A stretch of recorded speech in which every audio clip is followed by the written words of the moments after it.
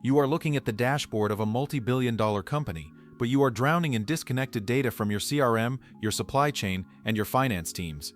The gap between insight and action is costing you millions.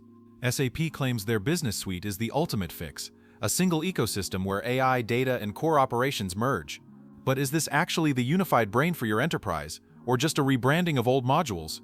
I studied the official SAP page exclusively to pull back the curtain on what this suite actually delivers, where it excels, and the hidden complexities you need to know before you commit. The core proposition of the SAP Business Suite is radical integration.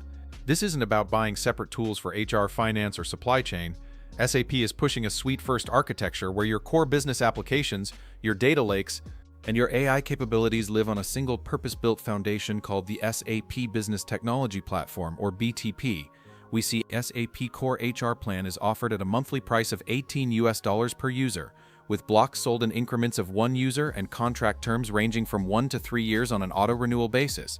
This entry-level tier includes centralized people data management, flexible time and attendance, automated global payroll processing, AI-enabled self-services, delivered localization across more than 100 countries, and the ability to extend or automate HCM applications using SAP Build. Though it is important to note, this is just one snapshot, and the page originally displayed additional base plans with their own separate pricing structures, alongside this one. Thanks for watching, and always verify the architecture against your reality.